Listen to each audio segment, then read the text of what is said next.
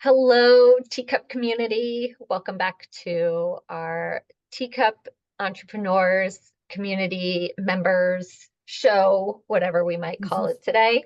But I'm Steph Pellish, your hostess here at Teacup. And with me today, I have Farnaz Dar, who has two incredible businesses that we're going to be talking a little bit about today.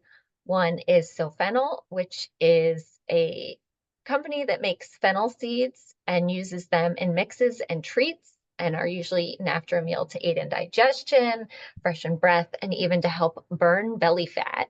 And in addition to that, they make health and beauty products using their fennel essential oils. Farnaz also has her newer business, which is Chores to Scores, which I know we're going to talk a lot about that one today in my own life, but it's a parent consulting company which emphasizes the importance of cleanliness, clutter-free spaces, and doing chores to help attain executive functioning skills that will help children of all ages perform better in school and be responsible, independent adults. Welcome. Thank you. It's great to be Um, here, Stephanie. How are you? I'm great. And Good. we've had a conversation similar to this on your podcast Uh-huh. previously. And I'm excited that you're joining me here today. So welcome. Thank Because you very much. you are one of our founding members of Teacup. Right. I've loved getting to know you and your business. And we've talked a lot about similarities in our lives, Yes. Yes. The good, the bad, the ugly, and the right? great, and the great. Yeah. And the amazing, yes. Yes. And so I'm looking forward to diving in. So Awesome. if you can just start with wherever you want to jump in, but how did you get to owning two businesses and why these two businesses? Yeah. Well, I think I've always had the entrepreneurial bug in me way before entrepreneur was a word that people used. I had the small business thing. I come from Mhm. a long family, a big family of business owners in Pakistan and other parts of the world. But I went to school to be a teacher, went to a business school and found the education department and became a teacher. So I did go for business, but Okay. and I taught for many years. And then when my kids were young, and I kind of like was a little disheartened about the whole education system and what they were pushing, and I kind of was like, I don't want to be a part of this anymore. Um, I stumbled across, I was looking for what is a low entry business to start, and that could be maybe economy proof and something that people really need. And that was a cleaning service. And it was something that I enjoy doing is just cleaning and like, ta-da, look at how everything is nice and beautiful. And so the That cleaning, immediate gratification. you know what? That's 100% correct. It is when people are like, why do you do this? I'm like, what else gives you that immediate, maybe cooking, maybe being a chef or something like that. But it's like changes people's lives, uplifts them, makes them feel better. And I was good at it. I used to listen, Oprah used to always say, do what you love and it doesn't feel like working and do what you, and I mean, that's really what it was. Like I could to cook a meal makes me cry. To have to think about what to make, get the groceries, do that makes me cry. But I'll clean up the kitchen afterwards. I'll clean everything up afterwards. That was always my thing. So the cleaning business, cleaning slash organizing, that was always in me as well. That sort of just took off. We decided to do it. You know, it just took off. That was great. And then as that business was going on, I was like, you know what? I have another idea that I've kind of been brewing, and that's the fennel seed business. SauFennel, where I mean, I was eating them during my last pregnancy in particular.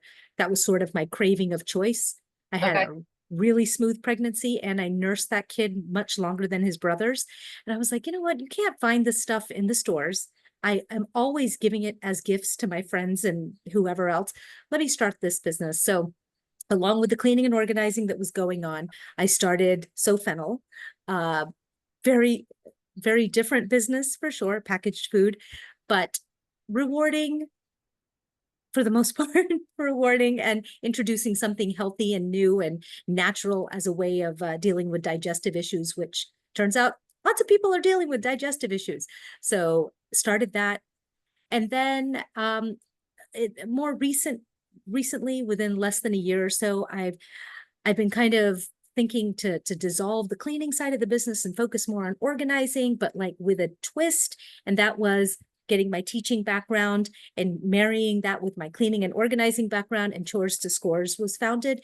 And like you said in the intro, just kind of bringing the idea of doing chores back to modern society here, and bringing it back to the public, and reaping the benefits that come from kids being responsible for their places, and all of the skills and the life skills that they can learn from that. And Chores to Scores talks to adults too about maintaining their spaces and scoring in life and living a good life with that, with having a great calming place to come home to.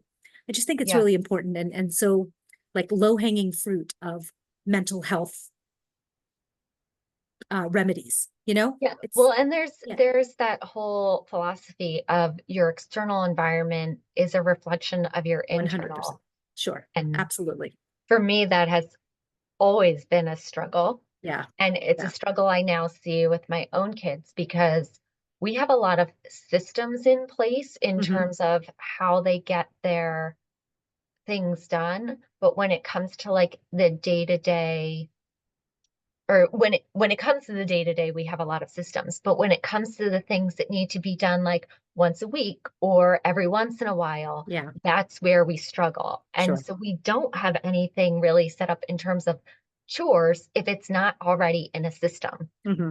So I'd love Establishing for new you ones to, is, yeah, yeah. I'd love for you to kind of touch on that if you can, or Sure. Sure. support my family in Yeah, this. no, definitely. I'm happy to do that.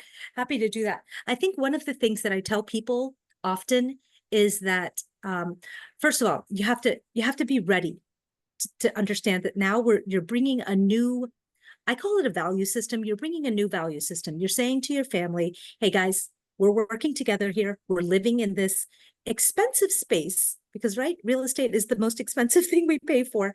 So you Yeah. have this valuable, expensive space. We want it to be a sanctuary where you can just come home. The world out there is stressful. It's on the go. You're bombarded with all of this stuff.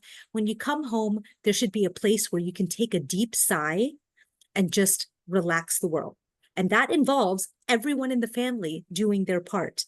So there's daily maintenance that everybody has to do, right? Daily chores, if you will. I wish there was a better word that I could think of and make like lots and lots of money off of it, but I don't know another word just yet.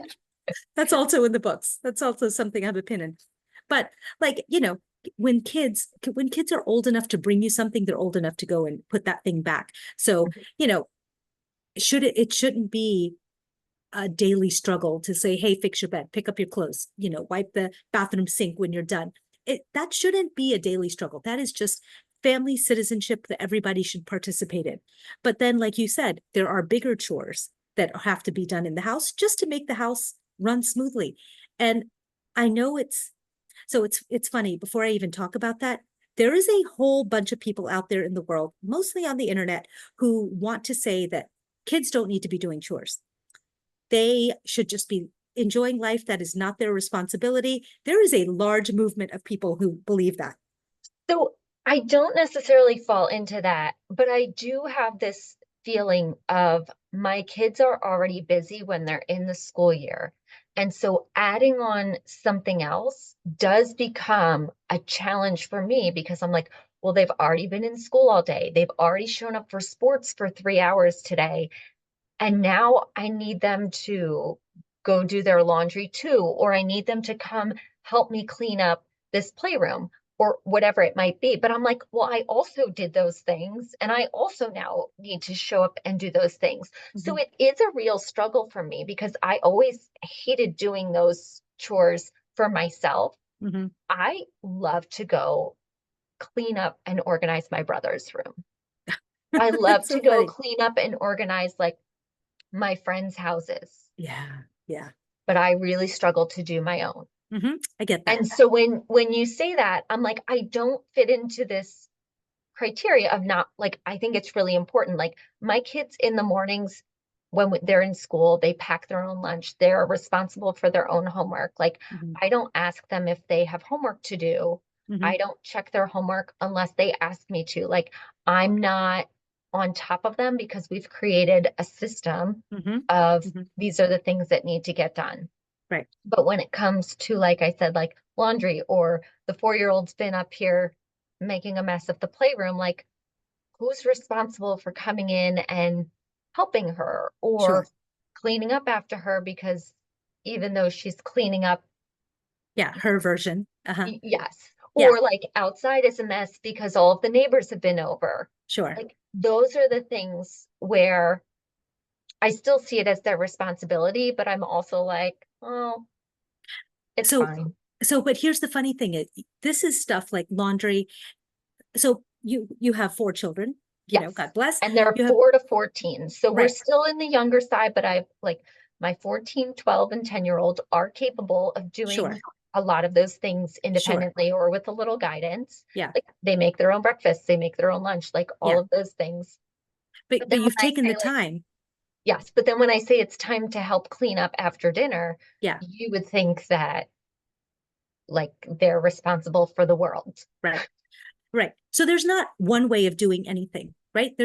I always tell people you got to pick and choose, you got to test it out, see what works well with your family. I'm here to give suggestions, and then there's a million suggestions online that you can find.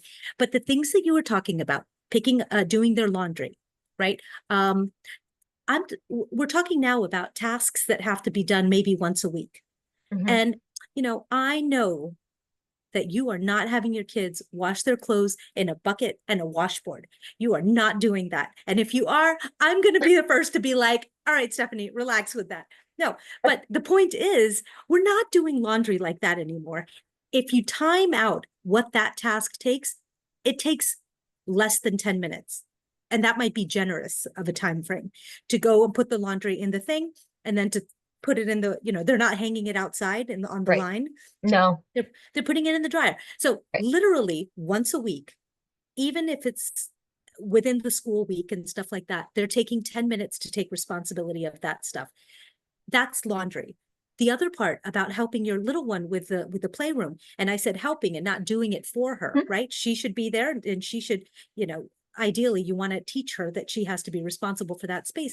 But if they took turns about like on Monday, Monday, I'm sorry, I can't remember your children's names, That's okay. but the 14-year-old helps her out.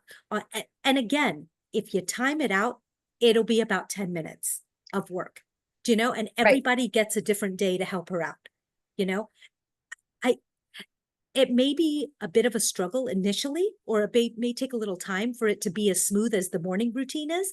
But think about the long-term benefits. I always tell people, keep the eye on the prize. Think about the long-term benefits of, a child or a young adult who knows how to do their laundry when they go to college. And they're not necessarily, maybe they'll lug their laundry back home, but for the most part, they can take care of themselves.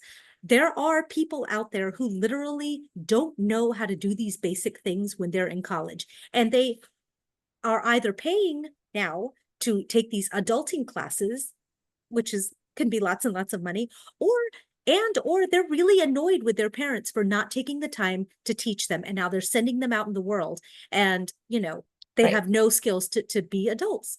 And Right. then later than that, like you're gonna look for a spouse and you're wanting to be with a person. Like who wants a loser who doesn't know how to do those kind of things, male Right. or female? Right. Think about that. Absolutely. There's just a lot of things, and all of these things for children especially can directly affect how they perform at school, which Mhm. that may be a debatable kind of thing. But as a former teacher, I know that when a child can't complete tasks in a timely fashion, needs help with things and can't work independently and is disorganized and things like that, there is often a correlation with what they're actually being asked and allowed to do at home.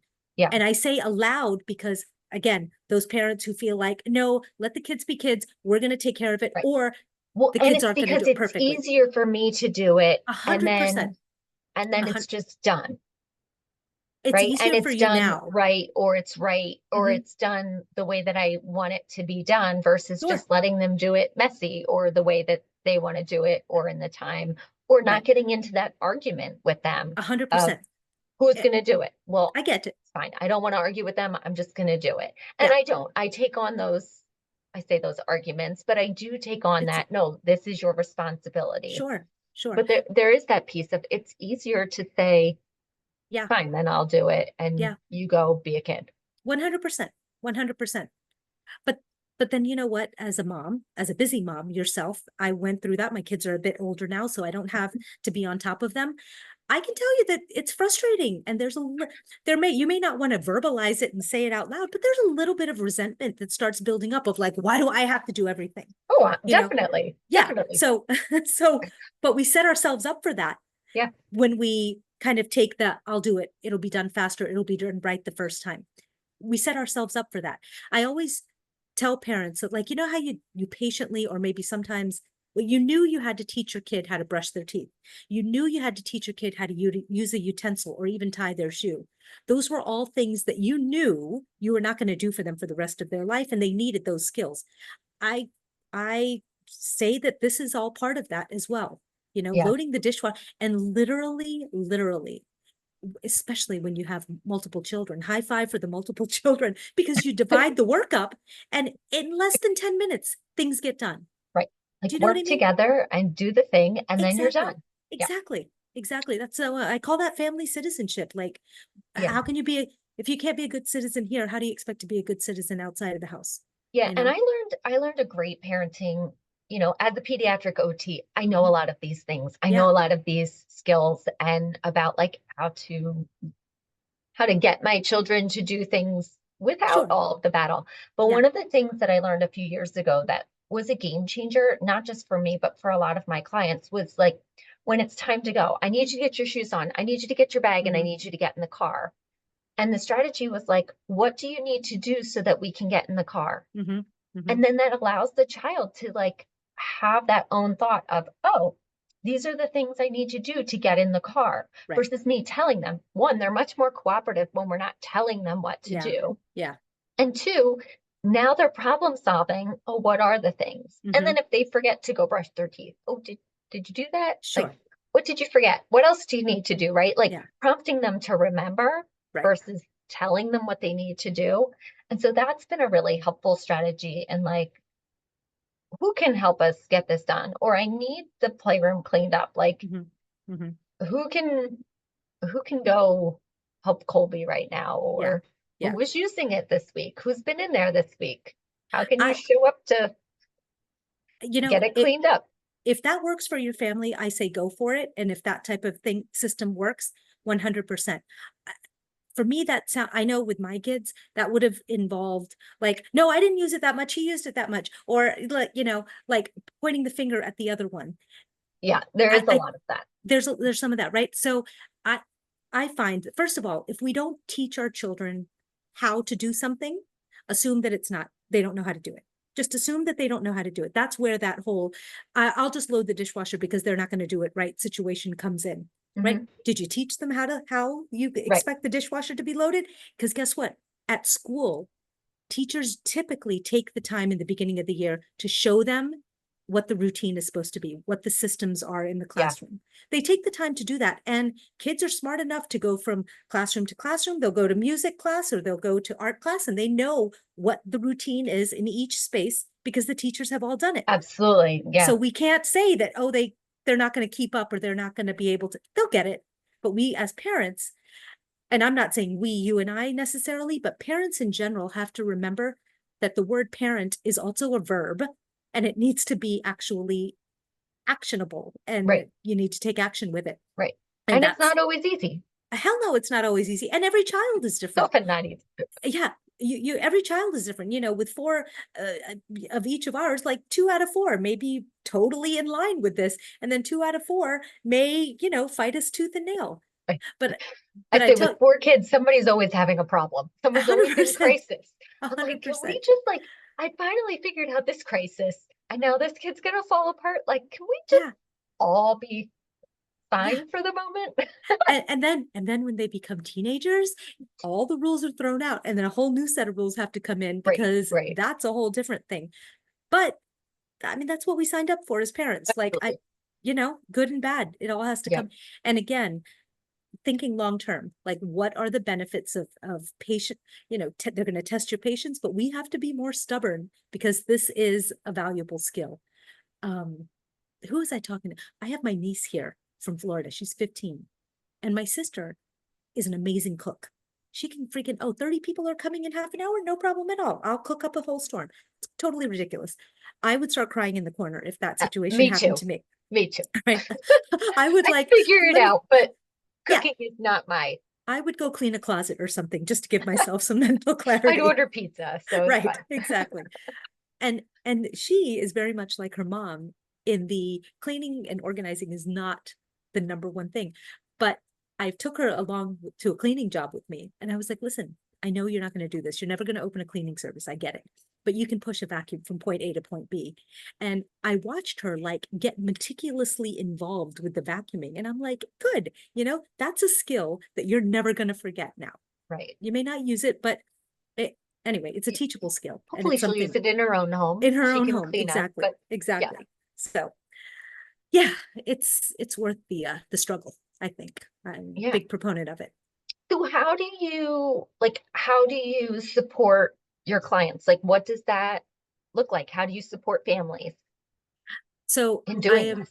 yeah, I mean, I've done it in different ways over the years. With Chores to Scores, I'm trying to, I haven't been, I'm still developing, a full system of how I'd like it done. And each client is a little bit different. So it Mhm. really depends.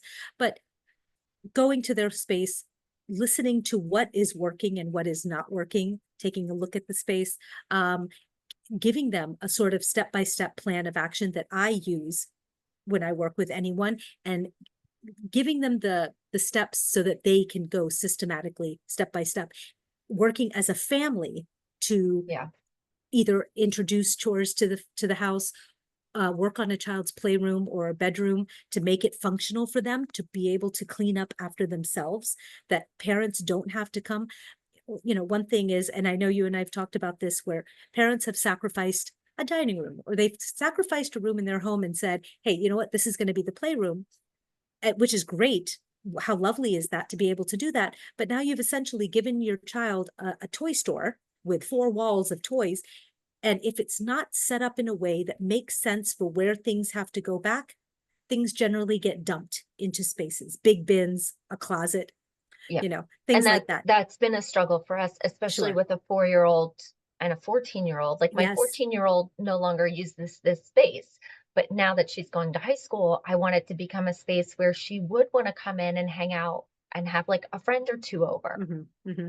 Or like my boys like to game in the Okay. playroom. So Mm-hmm. like a space where they can game. And then the 4-year-old does still want to play. Yeah. And so it needs to be this like transition space. Right. And Right. then I also do my recordings and work in here because Yeah.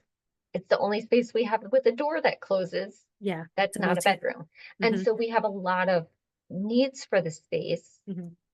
but we're still navigating how to really, like you said, not just make it bins. Like I could reorganize it 100 times, Yeah. Yeah. but and the kids understand where things go, but it's still not working functionally for us. Mm-hmm. And Mm-hmm. so that's something that I love that you do, because You know, I think what happens is I just keep reorganizing the same way, but it mm-hmm. doesn't function any differently. Yeah. And so we So end up with the same problems. one of the big things that I think that I try to encourage my clients to do is the communication piece, right? Communicating as a family. It used to, like, I don't think family meetings were ever a thing when you were growing up, certainly not when I was growing up, and absolutely not in a Pakistani family. Like, it's the parents tell you to do it, just be quiet and do it. But kids are built different today and Yeah. they have a lot of information at their disposal. They want to understand the whys and Mhm. how things work. And I Yes. think when a parent, yourself, anyone else, sits down together as a family and says, hey guys, this is something new that we're going to try to do, and explain to them the reasoning at a level that they understand. And, with the Mhm. teenager, making her and maybe the older kids understand what benefits they could get from it, that changes a lot of things. They're not just doing it, they're not just having to be told to do something and blindly doing it because we need to get the job done. There's maybe not front and center, but somewhere in their mind, they know that there is a bigger benefit to what is being asked to be done. Mhm, Do you know what I mean? So mhm. even the functionality of that playroom that you have there, I mean, it's a good sized room for sure, but it is tricky to have such a wide expanse of ages having to share that space, especially when the 4-year-olds thing probably takes up most of the space because Right, little kids have big toys that take up a lot of right. space, you know? Well, and then I'm like, do I hold on to these toys from my older kids for the younger one? Right. Like there's that emotional piece too of like, Sure, what do I get rid of? What do I sure. keep? And so, but I've been getting better with the, all right, we're using this or we're not, how to keep it.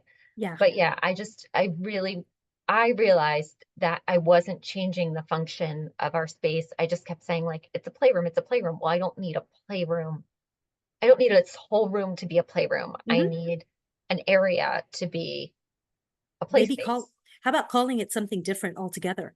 How about Yeah, calling it something, the Pellish room or the Pellish place or something, you know what I right. mean? That makes it not just playroom centered anymore and Yeah, 4-year-old centered, but makes it something that it's a community space, whatever, be creative about that. And that's something, and check in with the family and, have more frequent discussions about how is it functioning, what we can do better. Do you know what I mean? It yeah, I love that. seems hokey. I think, No, little, I love the idea of just changing the name of this it because changes it is, everything. right? Like my 14-year-old's like, I'm not going in the playroom. I didn't use the playroom. Right. I'm like, I know, but like I would love you to. But if I Yeah. stopped calling it a playroom Hmm. and we called it whatever, the Yeah. hangout room, I don't know. Yeah. But Exactly. yeah, and we can do a family meeting and talk about what do we start calling that Yeah. room? Because we have Listen. a family room downstairs that Uh-huh. the family hangs out, but there are generally no toys. There's always something Sure. floating in there. But Yeah. yeah, I think communication is one of the big missing elements to this. Again, something that teachers do a lot, especially in the beginning, communicating why this happens. I mean, yeah, and as far even as young as daycare centers and preschoolers, they know how to put things back because the yeah, teachers have taken the time and they've set the spaces up right. so that it's conducive to that. So Yeah, and it's very clear. yeah. And again, it goes back to a clutter-free space equals a clutter-free mind. You know, mental health aspect of this is how I kind of initially started everything, just because, you know, people are living out there in the world with all this noise and stimulation, and then coming into homes that are filled with noise and stimulation. Where do you of course there's an of course there's a problem with depression and anxiety and stress in our modern day world. Of course there is, because our homes are filled with that as well, you know.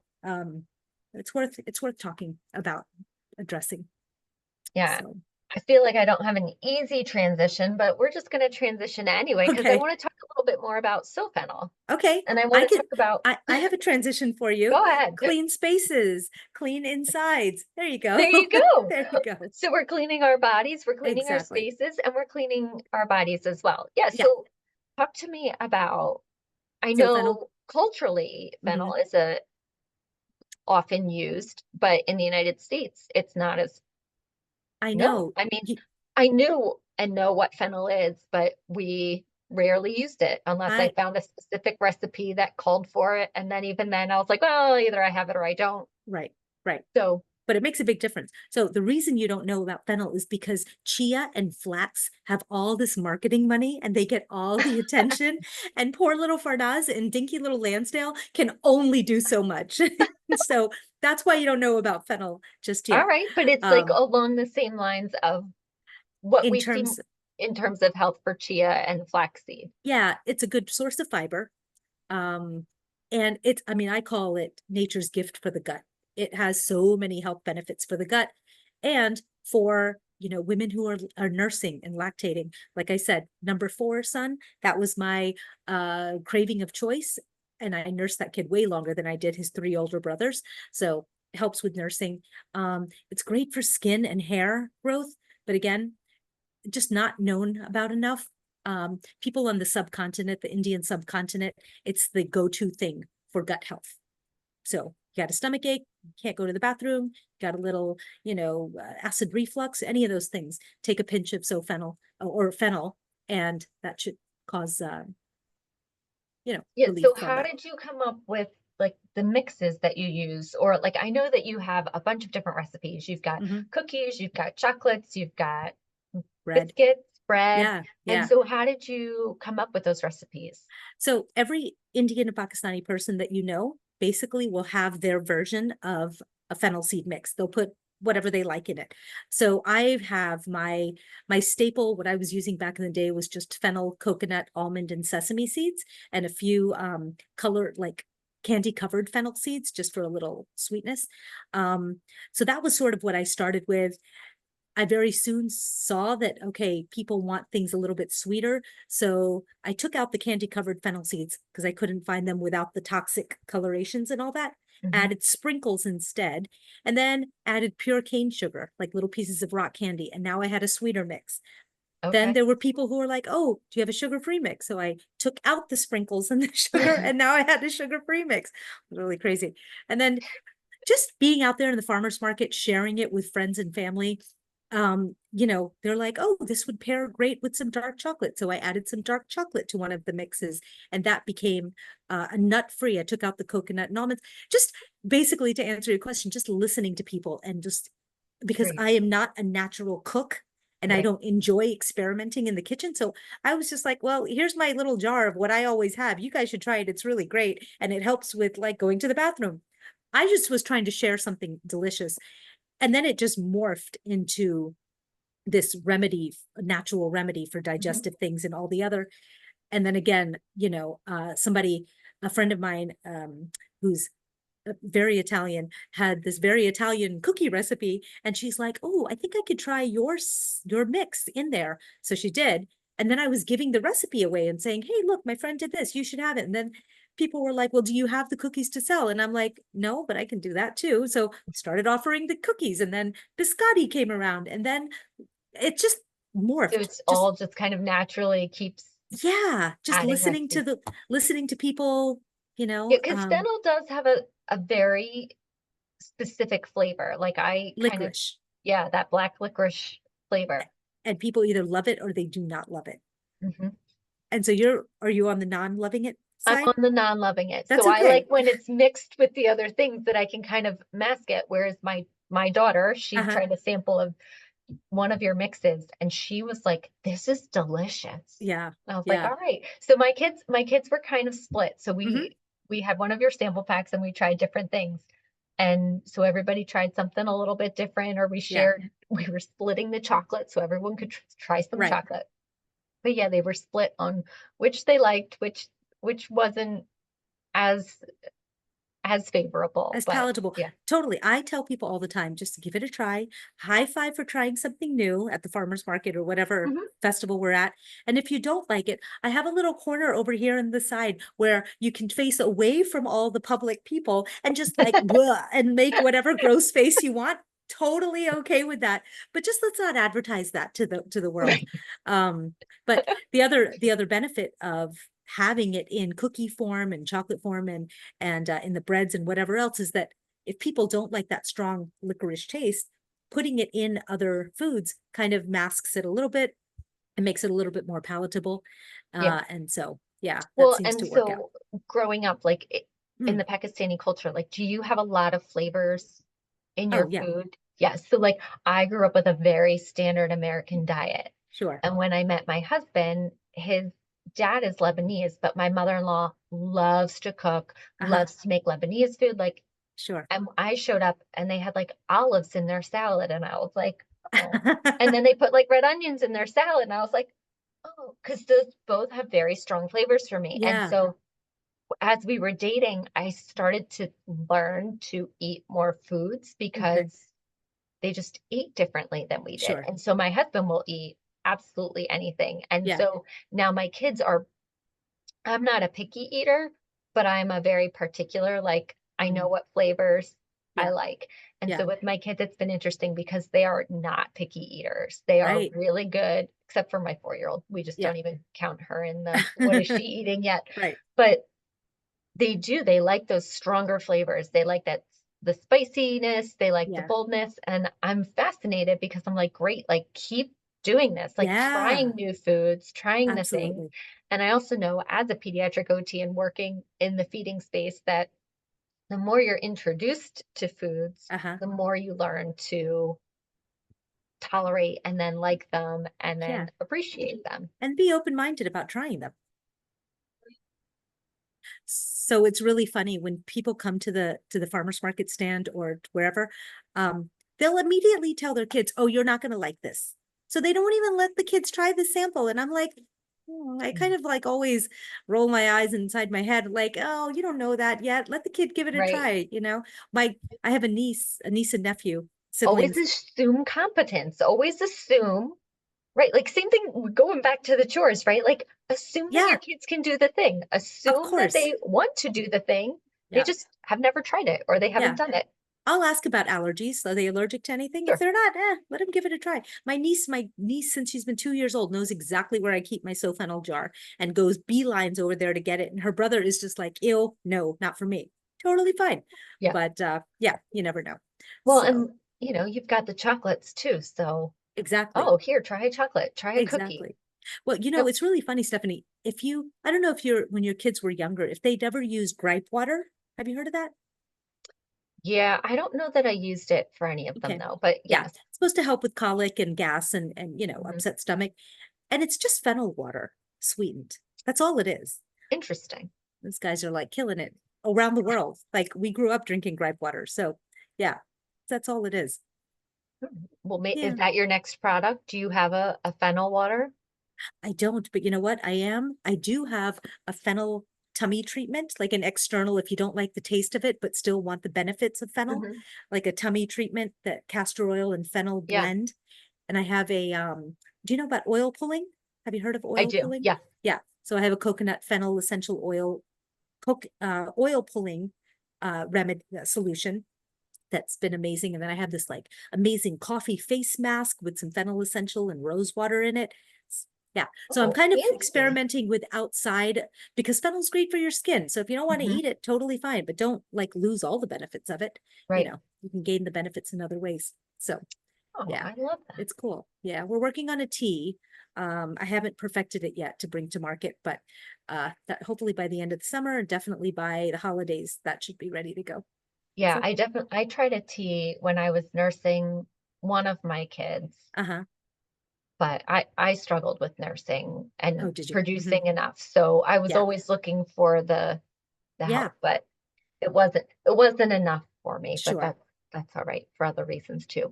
Yeah, for But sure. yeah. For sure. So Cool. yeah, Hmm.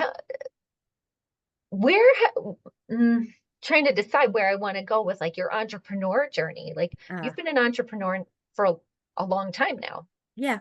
Yeah. I think I've always been an entrepreneur. I kind of look back at like early days and I was like, yeah, I guess I was kind of hustling back then too, but I didn't, of course we didn't call it entrepreneurship. Right. Just, yeah, I think I've always had that in me.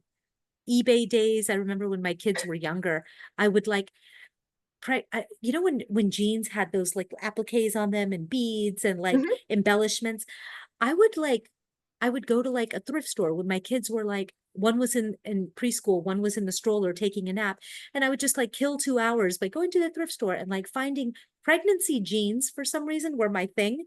Pregnancy jeans You were and in just that stage of embellishing them. life, I wasn't wearing them at that time, but I but you were recognized it. still in that like Yeah. mindset of this is what I could have used, or Yeah. this is And I would just go and embellish them with different beads and appliques and sorry, like, fortunately, my mom was a tailor, so she had remnants of all these beautiful fabrics all the time and embroidery things. So I would just grab a bag from her. And so, yeah, I've always had that kind of thing in me. It's fun. I just, yeah. it's fun. What part of it, I guess, brings you the most joy? Oh, that's a good question. I love introducing something to people. Do you know what I mean? I love introducing a natural product Yeah. that has only really upside benefits, like good benefits.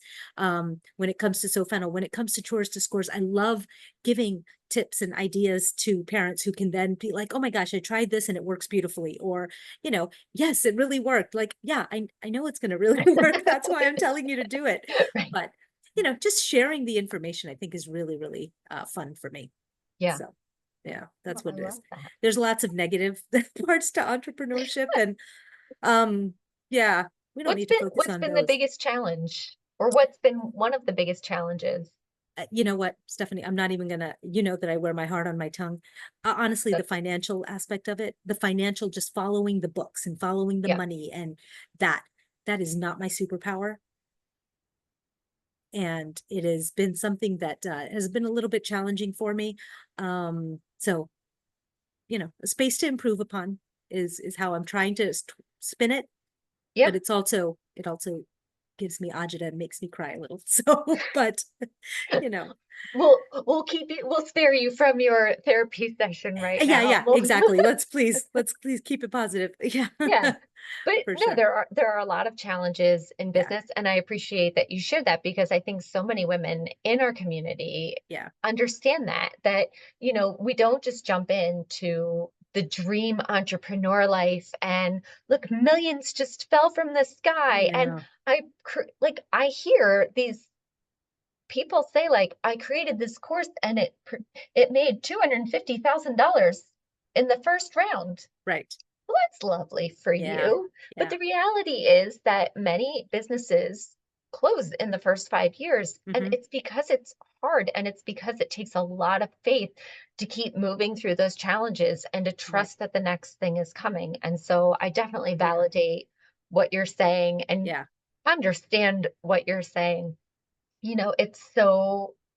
It's why Teacup exists right. because I wanted other community members, I wanted other women to be like, hey, this sucks right now. Like, Yeah, yeah, help me move through it. Remind me that what I'm doing is the right thing. matters and it's Yeah, worth it and that I'm moving towards something. yeah, yeah. And so I love that you've been a part of our community. No, thank you. Yeah, it's been awesome to meet such great women who are, you know, open and honest about their journeys too. And you really, you learn from them. You can also share things which makes you feel good about like, oh yeah, I learned a thing or two. Don't make the same mistakes I made. Make other Yeah. mistakes, but don't make the same mistakes I've made. So yeah, especially the fact that we're all kind of within the same area and region. Mhm. It's really it's a nice thing to be a part of.